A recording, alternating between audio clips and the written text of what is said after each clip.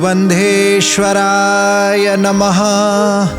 पंचदेव नमोस्तुते को आपण समस्त को स्वागत। आज आमे आलोचना करिबा गोटिए प्रेतात्मार अनुभव बाणी। दर्शक बंधु, सनकादि ऋषि एवं नारदों मध्य चर्चा चली। सनकादि ऋषि आत्मदेव ब्राह्मणर प्रसंग शुणेले।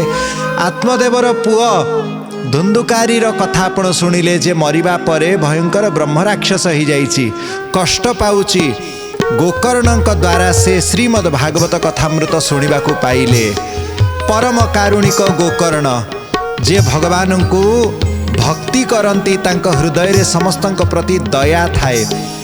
दया धर्म का मूल है, पाप मूल अभिमान। दया धर्म का मूल है, पाप मूल अभिमान। तुलसी दया न छोड़िए, जब लग घट में प्राण। तुलसी दया न छोड़िए, जब लग घट के प्राण। जय गोविंद हरे, जय गोपाल हरे।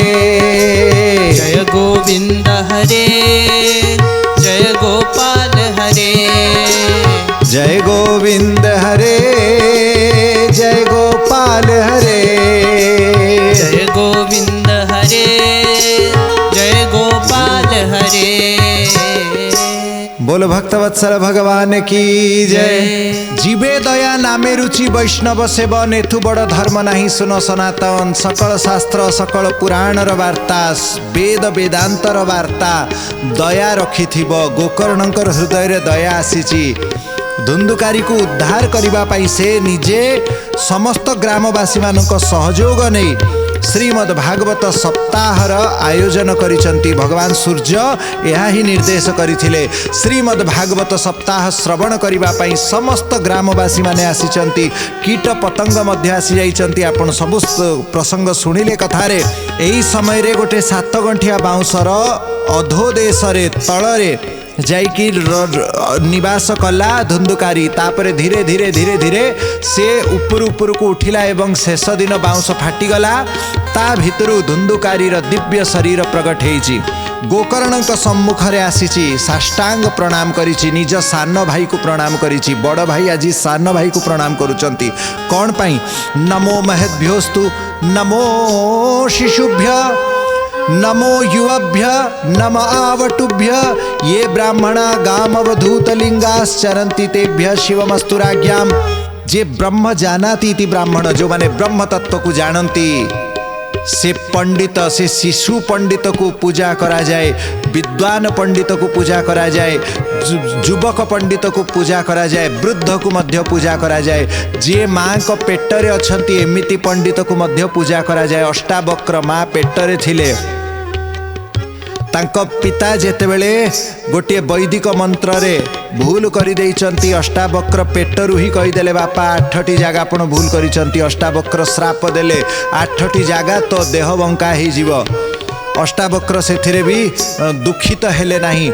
8टी अंग ताकर बंका हैला एवं से जन्म हिचंती। एही अवस्था रे जन्म हिचंती। तेणु जे माँ पेटरे भी रहिचंती तांको भी नमस्य पूज्य मना जाइछि। कौन पाई? जे ब्रह्म को जानिछि, जे तत्व को जानिछि, जे ज्ञानी, से भारत वर्ष रे सब बेले पूजा ही आसीछि।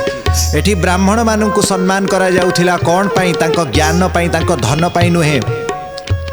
धन अधिक रहिछि वैश्य मानक पाखरे, शक्ति अधिक रहिछि क्षत्रिय मानक पाखरे, ब्राह्मण मानक पाखरे रहिछि ज्ञान एवं शूद्र मानक पाखे रही शारीरिक बल एवं स्वतंत्रता। तथापि सबुठु अधिक पूजा ब्राह्मण मानकर करागला। तांको धन पाई नुहे, तांको स्वतंत्रता पाई नुहे, लिबर्टी पाई नुहे, प्रभाव पाई नुहे, तांको ज्ञान पाई तांको पूजा करा जाइछि। तेणु भारत गोटे देश जोठी ज्ञानी मानक आदर करा जाइछि, जोठी विद्वान मानक आदर करा जाइछि। स्वदेशे पूज्यते राजा, पंडित सर्वत्र पूज्यते। निज देश रे राजा सम्मान पाई थाए, किंतु पंडित सारा विश्व रे सम्मान पाई थाए। कारण तार पांडित्य अच्छी, तार ज्ञान अच्छी। अस्तु आज ननाम भ्रातरम सद्यो गोकर्णमिति चाब्रति ब्रवीति। हे गोकर्ण जी आपण को प्रणाम। त्वया हम मोचितो बंधो कृपया प्रेत कश्मलात्। आपण कृपा करिकी निज दयालुतार बसवर्ती है कि मते प्रेत जन्मरु मुक्ति देले। कारण देखंतु कोठी भूत थिबो, लोक माने खबर पाइले कौन करिवे, आगे से जगह छाड़ी की केमती निजे पलायन करिवे, केमती कोठी सुरक्षित जगह को जाइकी पहुँचीबे ताहा ही चिंता करती। को घर विषय जदि मिछटारे किए कहीदे जे एठी भूत बंगला एठी भूत रुहंती तो लोक माने से घर को जीवा पाई भी डरती, किंतु गोकर्ण जी से ही भूत को डरिले नहीं, निज सुरक्षा चिंता कले नहीं, आगे से भूत जोनिरु केमिति से मुक्ति पाइब से कथा चिंता करिसंती। आजी एही धुंदुकारी नामक प्रेत ये निजर अनुभव बाणी कहूची। धन्या भागवती वार्ता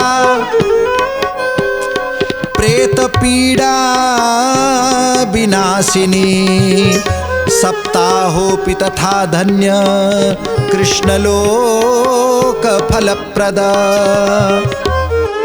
प्रेत पीड़ा विनाशक श्रीमद् भागवत कथा को प्रणाम।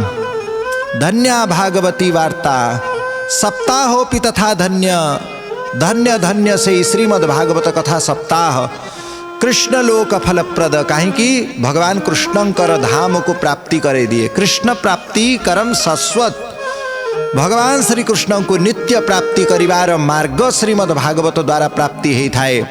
केमिति आमे रहिबा जे कृष्ण को पाइबा, कौन करिबा जो थरे भगवान कृष्ण को पाइबा, कौन न करिबा जो थरे आमर भक्ति बाधित हब, कौन कले पाप लागे, कौन कले पुण्य लाभ हुए, कौन कले निर्गुण भक्ति प्राप्त हुए, सात्विक राजसिक तामसिक कर्म कौन, संसार कौन, ब्रह्म कौन, माया कौन, ये सबू प्रश्नर उत्तर श्रीमद् भागवत द्वारा प्राप्ति होता है। तेणु श्रीमद् भागवत को प्रेत पीड़ा विनाशिनी बोला जाए। प्रेत मध्य श्रीमद् भागवतर कथा को श्रवण करिकी मुक्ति पाई जाती। भूत पिशाच माने मध्य जे आउ कौनसी कर्म करिवारे सक्षम नुहंती से माने मध्य श्रीमद् भागवत कथामृत को श्रवण करिकी से माने मोक्ष पाई जाती, मुक्तिर मार्ग प्राप्त करि नियंती। तार ज्वलंत प्रमाण एही धुंदुकारी प्रेत, जे धुंदुकारी प्रेत महापातकी जीवन सारा किसी शुभ कर्म करी नहीं, से आज श्रीमद् भागवत सप्ताह श्रवण करिकी मुक्ति पाईगला। जीवन सारा जे शुभ कर्म करी नहीं एमिति धुंदुकारी मध्य प्रेत जोनिरु मुक्ति पाईगला, श्री कृष्ण लोकर प्राप्ति करिछि। तेणु ये भागवती कथा परम धन्याति धन्य। कंपन्ते सर्व पापानि सप्ताह श्रवणे स्थिते अस्माकं प्रलयं सद्य कथा चेयं करिष्यति। आहा, एठी प्रेतात्मा धुंदुकारी कौन कहउचंती, जेते बेले कौनसी व्यक्ति श्रीमद् भागवत कथा सुनिबा पाई बसे तार सकल पाप सबू थरिबा को लागंती, कंपित ही जानती। कौन एबे आमे समस्ते विनष्ट ही जीवु, काहीकि कारण ये व्यक्ति भागवत सप्ताह रे बसी जाइछि, भागवत कथा सुनिबा पाई जार श्रद्धा जागृत अछि। भगवान का कथार मंगलाचरण रे ही कुआ जाइछि। सद्य हृदयवरुध्यतेत्र कृतिभि शुश्रूषुभिस्तत्क्षणात्। जे भगवानंकर कथा श्रवण करिवार इच्छा करे, इच्छा करिबा मात्र के ता हृदय रे भगवान आसिकी बांधी ही रही जाती।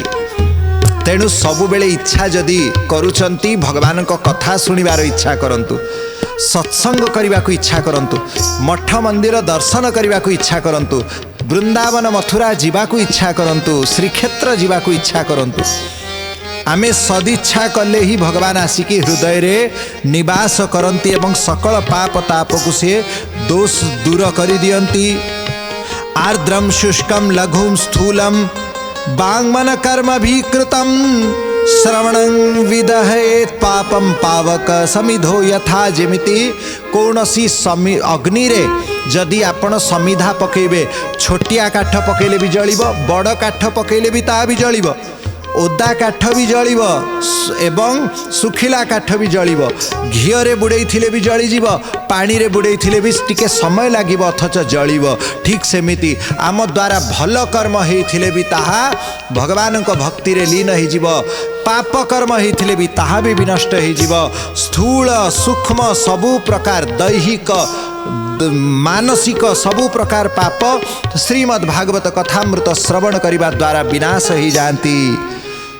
तेणु आज यही प्रेतात्मा धुंधुकारी जार नाम केड़े सुंदर कथाटे कहूची समस्ते मन ध्यान देकी शुणिबे कहूची अस्मिन् वै भारते वर्षे सूरिभिर्देव संसदी अकथा श्राविणा पुंसां निष्फलं जन्म कीर्तितम।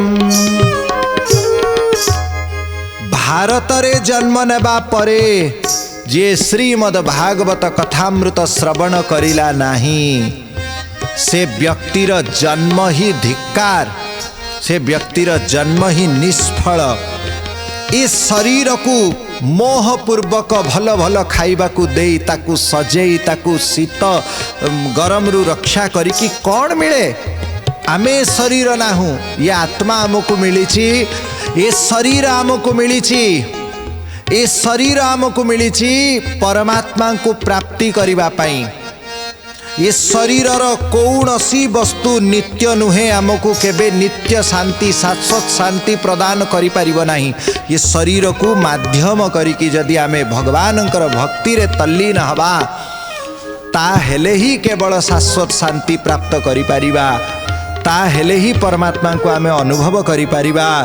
तेणु ये शरीर को रखिकी कौन हबो ये शरीर आधार स्तंभ कौन हाड़ ये नाड़ी जेतिकी सब रही शरीर भितर शिरा प्रशिरा ये सब हेले दौड़ी जमीती गोटे कंचा घर तैयारी करती बाउंश एवं कुटा देकी से दौड़ी रे बांधती सेमती ये शिरा प्रशिरा हेले दौड़ी ये अस्थि हेले बाउंश समान आधार स्तंभ एवं ता उपरे मांस जमीती कादुओ घरे कादुओ थोपा जाए मांस थोपा जाइछि एवं ता उपरे जेमिति लिपि दिया जाए गोबर रे ठीक सेमिति चमड़ा रे एठी लिपा जाइछि भितरे तार कौन अच्छी अस्ति स्तंभम स्नायुबद्धम मांस शोणित लेपितम चर्मावनद्धम दुर्गंध पात्रम मूत्र पूरिशयो। ये शरीर वर्णना करुचंती आज धुंधुकारी जे शरीर को छाड़ी सारी तेणु से शरीर कौन थिला ताहा से जानी आमे शरीर भितरे अच्छु आमे सहजरे जानी पारिबानी जड़े प्रेत शरीर बाहरु रही शरीर वास्तविकता आमको बतौचंती। धुंधुकारी निजर अनुभव कथा को बतौचंती निजर अनुभव कथा कहउचंती ये शरीर कौन कहले अस्थि स्तंभ रही स्नायु रे बंधा हेची मांस शोणित लेपितम मांस एवं रक्त रेटा लिपा हेची चर्मावनब्धम दुर्गंध पात्र मूत्र पूरिशयो दुर्गंधर पात्र अच्छी एथिरे कौन कौन रही मूत्र एवं मल ही रही ये शरीर भितर आपन देखंतु 9टी द्वार ये द्वार रे जो द्वार आपन देखिबे सखाळे सखाळे किछि किछि मैला सेथिरे बाहरी थिबो ये शरीर भितरे मैला रही मैला द्वारा ही ये शरीर सुंदर देखा जाउची। आपण देखंतु एमिति किछि औषध आसे जो औषध द्वारा झाड़ा हब बांती हब शरीर को सफा करिया पई बेले बेले औषध दिया जाई थाए जदि केही गोटे व्यक्ति भल देखाउचंती बढ़िया अछंती ये एमिति औषध द्वारा कृत्रिम झाड़ा बांती करे देबे 2-4 दिन 5 दिन 10 दिन परे तांको शरीर कौन हो जाइथिबो पंजरा कंकाल भयंकर काहींकि जो शरीर रे मल एवं बांती एवं सबु प्रकार आवर्जना मलमूत्र सब रही से मलमूत्र बाहरी थाए संपूर्ण जदि बाहर कर दिया जीव ताले शरीर मध्य आउ रहिब नाही कारण ये शरीर भितरे बंचिबा पाई भी यही मलमूत्र रक्त मांस ये सबु ही रही तेणु ये शरीर हैला रोग मंदिर जरा शोक विपाकार्तम रोग मंदिर मातुरम दुष्पूरम दुर्धरम दुष्टम सदोषम क्षणभंगुरम। ये शरीर रे रोम रोम रे दोष रही कफ बात पित्त आदि रोग रही ये शरीर रोग मानकर घर, रोगर गंता घर, रोग मंदिर बोलिकी एठी स्वयं दुंदुकारी कहउछंती। ये शरीरर शेष कौन? ये शरीर कृमि बीड भस्म संज्ञातम शरीरमिति वर्णितम शीर्यतीति शरीर। याकु शास्त्र रे शरीर बोला जाइछि। काहेकि मानव देह को शरीर काहेकि बोला जाए? कारण यह जीर्ण शीर्ण हेई चाले। इस शरीरर शेष केवल तीनटी परिणति। जदि शरीर को खोपाड़ी दिया जीव पोक हो जीव, ये शरीर सारा ही पोकरे परिणत हो जीव। जदि याकू कौन सी पशु खाइबे से पशु पाखरु सेटा विष्ठा हो जीव। शरीर को जदि पोड़ी देबे ताहेले एटा भस्म हो जीव। तेणु कृमि हब अथवा विष्ठा हब अथवा भस्म हब। ये शरीरर केवल तीनटी ही परिणति, तीनटी गति। शरीर नित्य हो पारिब नाही। तार कारण मध्य दिया जाइछि। काहेकि शरीर? अच्छा, आम ये शरीर कोउथिरे तयारी हेछि आपण चिंता करिसंती? हेले एथिरे चिंता कौन करिबा? बड़ सहज कथा। शरीर आमे जहाँ खाऊ से शरीर ही थाए। आमे कौन खाऊ बोले अन्न खाई थाऊ, शस्य खाई थाऊ, अटा डाली चाउल एथिरे आमर भोजन प्रस्तुत ही थाए। रुटी खाई थाऊ, डाली तरकारी पनीपरिबा ये सबू विभिन्न प्रसाद भजा मुड़ी चूड़ा ये सबू आमे खाई थाऊ। तेणु ये सबू हेले अन्न, ये शस्य फलमूल यह ही आमे खाई थाऊ। पिता मातांकर रज बीर्ज जेतेबेले मिलित हैला सेथिरु शरीरर अयमारंभ हैला। ये से ही शस्यर अन्नर परिणति। तापरे शरीर बढ़िला केमिति? माँ का देहरे बढ़िला। माँ जहाँ शस्य खाइले, जहाँ भोजन कले से शरीर बढ़िला। यार अंग प्रत्यंग सबू जोड़ी चलिला, अंग प्रत्यंग सबू बढ़िला। तापरे शरीरटा जन्म हैला। से खाइला कौन? से खाइला से माँ खाइथिबा भोजन द्वारा माँ का शरीर रे दुग्ध तैयारी हेछि। से दुग्ध पान करिछि। अद्यावधि ये शरीर चलीछि से ही शस्य द्वारा, से ही अन्न द्वारा। से अन्न केते दिन रही थाए आपण चिंता करिसंती? ये अन्न सखाळु आपण बनेइथिबे ता परदिन खट्टा ही जाइथिबो, नष्ट ही जाइथिबो। नहीं आमे तरकारी बनै थाउ, केते समय चले? 8-10 घंटा, 10 घंटा। गरम दिन रे खूब जोर 6-7 घंटा परे ताहा टिके टिके टिके टिके आंबिला बासे, टिके टिके खराब ही चले। यत् प्रातः संस्कृतं चान्नं सायं तच्च विनश्यति तदीय रस संपुष्टे काये का नाम नित्यता। सखाळ समय रे जो भोजन तैयारी हेई थाए संध्या बेलकु ताहा नष्ट हो जाई थाए। से ही भोजन द्वारा ये शरीर तैयारी हेछि। ये शरीर केते दिन बा जीव? ये शरीर भी बहुत शीघ्र ही नष्ट हब। खूब जोर 10, 20, 50, 60 बस। किए केते दिन आउ आमे बंचिबा? केही 100 वर्ष प्राय बंचु नाहंती। आउ से शक्ति मध्य नाही लोकंक शरीर रे। अधिक बयस बंचिबा परे लोक चाहुचंती जे आमे केमिति शीघ्र समाप्त हे जिबा। तेणु ये शरीर नित्य नुहे। ये शरीर को सबु बेले रखी हब नाही। हृदयर सकल संदेह को दूर कर दिए। हृदय रे श्रद्धा रूपी पद्म को प्रस्फुटित कर दिए भगवानंकर कथा। संसार कर्दमालेप प्रक्षालन पटीयसी। आहा, संसार कादुओ को धोइबारे जे सक्षम अच्छी से श्रीमद् भागवती कथा। कथा तीर्थे स्थिते चित्ते मुक्तिरेव बुधे स्मृता। जे कथा रूपी तीर्थ रे जो माने अवगाहन करती, स्नान करती, कथा रूपी तीर्थर आश्रय नहीं थांती, से माने मुक्ति ही पांती, मुक्ति ही पांती। जे संसार रे थिबा सबु तीर्थ विचरण करती हुए तो से मुक्ति न पाइबे, किंतु जे भगवानंकर कथा श्रवण करती तांको पाखरे तांको हृदय रे ही सकल तीर्थ आसी जाती। 68 तीर्थ गुरुजी ने चरणे, गंगा यमुना रेवा। गंगा जमुना रेवा समस्त नदी पड़े आसंती जे भगवानंकर कथा श्रवण करती। वैकुंठवासिभिर्युक्तं प्रस्फुरदीप्तिमण्डलं सर्वेषां पश्यतां भेजे विमानं दुंदुलीसुत।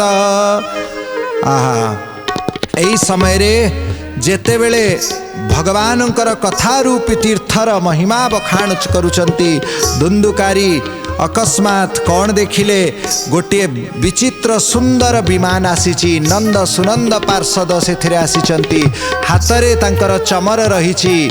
सेई विमान रे दिव्य सुवर्ण रत्न सबु मंडित अछि, सुंदर सिंहासन रहिची। मंडलाकार से विमान विचरण करी करी करी करी जोठी गोकर्ण एवं धुंदुकारी वार्तालाप करुथिले से विमान आसिकी भूमिरु चाखंड उच्चतारे से विमान स्थिर हो गले।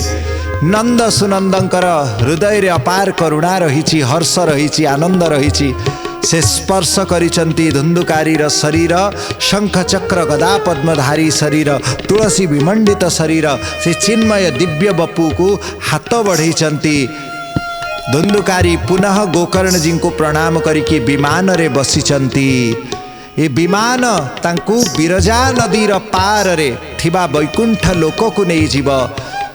भूलोक, भुवरलोक, स्वरलोक, जनलोक, तपलोक, महरलोक, सत्यलोक, ब्रह्मलोक पर्यंत समस्त प्रजा देखिवे धुंदुकारी आज मुक्त होइकी वैकुंठ लोक को जाउचंती।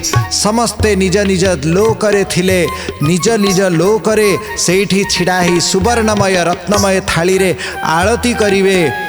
धुंदुकारी समस्तंक द्वारा स्वागत होइकी शेषकु बिरजा नदीर आरपारी को जीवे एवं बिरजा नदीर आरपारी रे भगवानंकर दिव्य धाम यद्गत्वान निवर्तन्ते तद्धाम परमं मम। सेही धाम न तदा भासयेते सूर्य न चंद्रो न दिवाकर, जोठी सूर्य चंद्रर आलोक जाए नहीं, जोठी भगवानंकर चरण कमलर जो अपूर्व ज्योति से ही कोटि सूर्य समप्रभ से दिव्य ज्योतिर आलोक जोठी रही, जोठी बड़ बड़ भक्त माने निजर भक्ति बल रे जाई पहुँचती, बड़ बड़ तपस्वी माने जो स्थान को निज ध्यान रे दर्शन करती, बड़ बड़ जोगी माने जोठी जीवापाई लालायित तो हुअंती। महापापी धुंदुकारी आज से ही विमान रे आरूढ़ होइचंती, से ही लोक को से जीवे, से धाम रे से प्रवेश करिवे। एही समय रे गोकर्ण विमान को रोकिचंती एवं पचारिले। गोकर्ण उवाच अत्रैव बहवः सन्ति श्रोतारो मम निर्मला आनीतानि विमानानि न तेषां युगपत् कुतः। एठी अनेक निर्मल हृदय पवित्र हृदय श्रोता माने बसिचंती, तांको पाई विमान आसिला नहीं। तांको पाई कौन पाई प्रभु विमान पठेई नाहंती, बरंच एही महापापी धुंदुकारींको पाई केवल विमान आसिला। बाकी जो प्रजाजन थिले सेमानंको पाई मध्य विमान आसिबा कथा। समस्तंकठु अधिक पापी धुंदुकारी, समस्तंकठु अधिक पतित धुंदुकारी, समस्ते सदेह अछंती। धुंदुकारी किंतु प्रेत देह रे अछि, जातना शरीर रे से कष्ट पाउची। धुंदुकारी भक्तिर महिमा केबे बुझी नथिला, किंतु से आज वैकुंठ जाउची। समस्तंक पाई विमान काहे कि आसिला नहीं, कौन पाई? भगवान को कथा समस्ते सुनंती, किंतु जड़े मुक्ति पाए आउ जड़े मुक्ति पाए नहीं। जनकर हृदय परिवर्तन हो जाए, आउ जनकर हृदय परिवर्तन हुए नहीं। यार कारण कौन? वैकुंठर पार्षद गोकर्ण को कौन उत्तर देले आमे ताहा जानिबा पंचदेव नमोस्तुतेर आगामी अध्याय रे। गुरु गोविंदाय नमः।